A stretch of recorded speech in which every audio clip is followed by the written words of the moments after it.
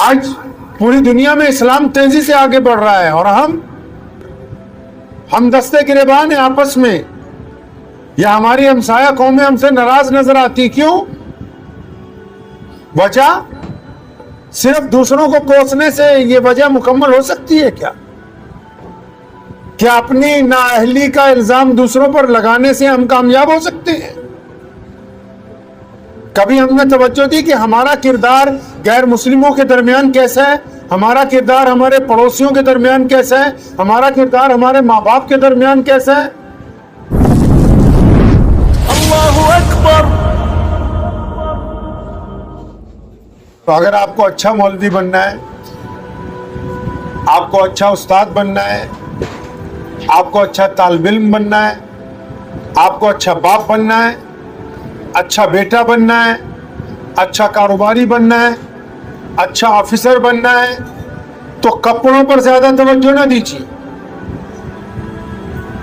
رہن سہن کے پروٹوکول پر زیادہ توجہ نہ دیجیے.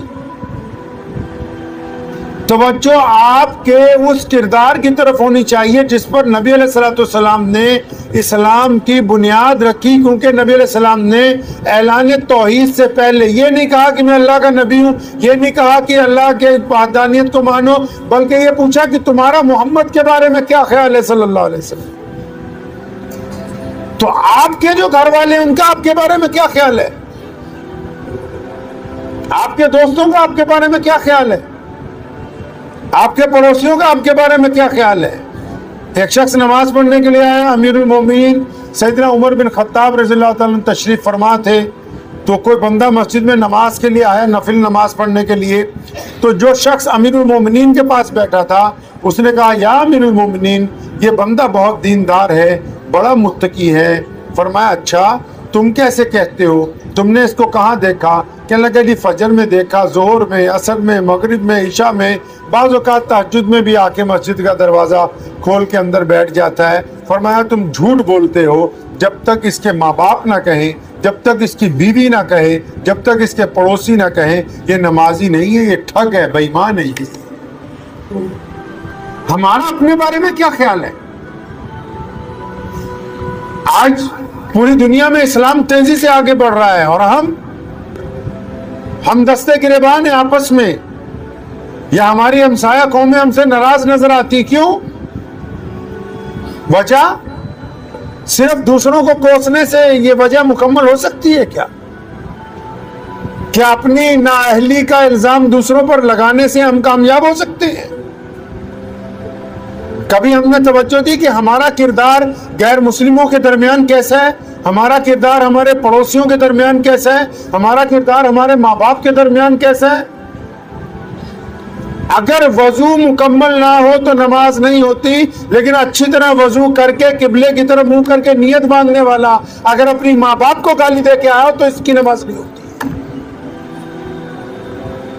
اگر وہ بےایمانی کے اپنے ترازو میں بےایمانی کر کے آیا تو اس کی نماز نہیں ہو. نماز وہی ہے جو آپ کو برائیوں سے روکتی ہو. اگر دیندار ہونے کے باوجود برائیاں دور نہیں جاتی، دیندار ہونے کے باوجود جھوٹ بولنا نہیں چھوڑتے، دیندار ہونے کے باوجود ریاکاری نہیں چھوڑتے، تو اس کا مطلب دیندار نہیں ہے، دکھاوا ہے. یہ ذمہ داری ہے علماء پہ بہت بڑی. آج جتنا بڑا چیلنج ہے اتنی بڑی ذمہ داری علماء پہ ہے. آپ کے لباس کو نہیں دیکھا جائے گا، آپ کے کردار کو دیکھا جائے گا. آپ کی پیٹھ کے پیچھے لوگ کیا کہتے ہیں اس بات کی اہمیت ہے، آپ کے چہرے پہ لوگ کیا کہتے ہیں اس کی کوئی اہمیت نہیں.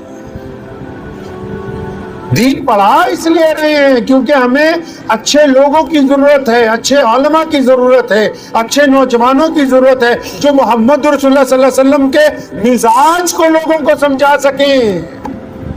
کتابیں تو ورنہ بڑے بڑے مدرسوں میں پڑھ رہے ہیں، ساتھ میں گستاخی کی معافی کے ساتھ تو کہہ رہا ہوں، ساتھ میں کھینے بھی مل رہے ہیں اور کتابیں بھی پڑھ رہے ہیں.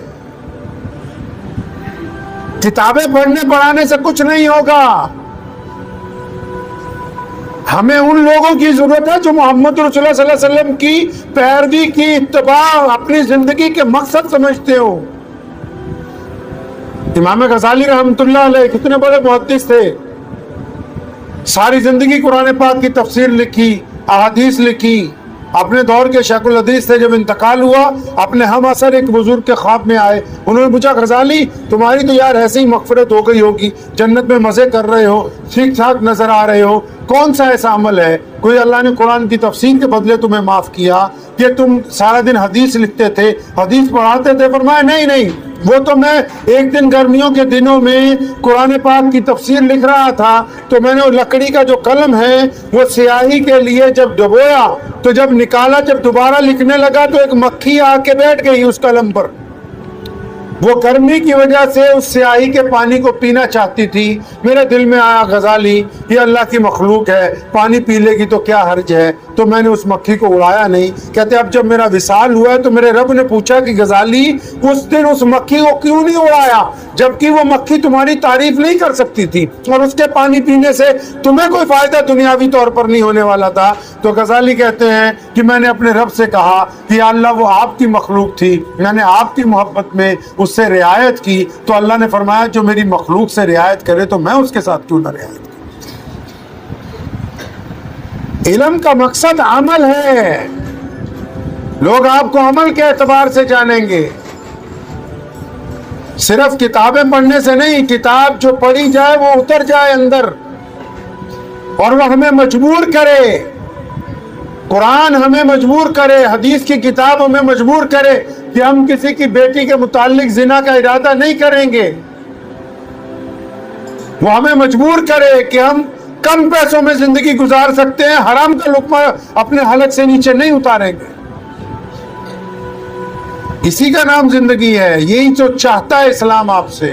یہ مدرسے کیوں بنا رہے ہیں مسلمان، اتنے پیسے کیوں خرچ کرتے ہیں، کیوں بنا رہے ہیں اتنے مدرسے، یہ بچوں کو گھروں سے کیوں بھیجا ہے؟ اگر میرا یہ ماننا ہے اچھے سے اچھا مدرسہ یہ ہو، چاہے میرا اپنا مدرسہ ہو، جو بہترین کھانا ہم کھلاتے ہیں روزانہ، مدارس کے جو محتمم ہوتے ہیں، جو اساتذہ ہوتے ہیں، وہ ان بچوں کو اپنے بچوں کی طرح پیار کرتے ہیں۔ آپ کہیں چلے جائیں کسی اگر مدرسے کے روح رواں کو آپ ملیں گے تو ہماری کوشش یہ ہوتی کہ بہت بہتر ان کو کھلائیں، ان کے آرام کا خیال رکھیں، لیکن پھر بھی ہم اتنا اچھا نہیں کھلا سکتے جتنا اچھا ان کی والدہ ان کو کھلا سکتے، اتنا اچھا نہیں رکھ سکتے جتنا اچھا ان کے باپ ان کو رکھ سکتے، لیکن پھر بھی ماں باپ نے ان کو ہمارے پاس کیوں بھیجا ہے؟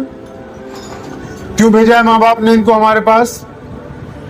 صرف تعلیم کے لیے نہیں بھیجا ہے، وہ ان کی تربیت چاہتے ہیں کہ ان کو بولنے کا ڈھنگ آئے، ان کو اٹھنے بیٹھنے کا طریقہ آئے، ان کو گفتگو کرنے کا سلیقہ ہو، ان کو کھانا کھانے کی تمیز ہو، ان کو دائیں کروٹ سونے کا سنت پتہ ہو، ان کو صبح اٹھ کے نماز پڑھنے کی عادت ان کے پلے پڑ جائے۔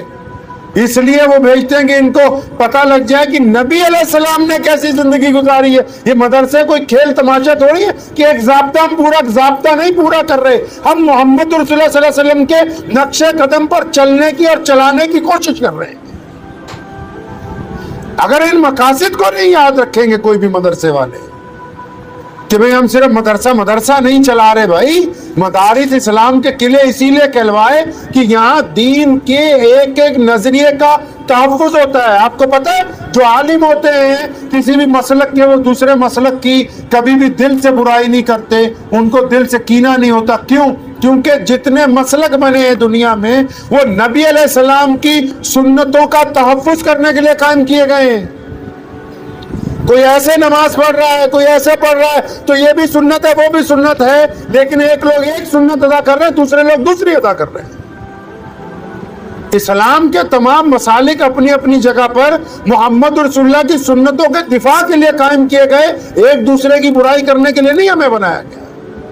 ہمارا کام یہ نہیں ہے کہ ہم برادری کے اور ذات اور رنگ اور نسل کے اعتبار پر ایک دوسرے کی مخالفت کریں۔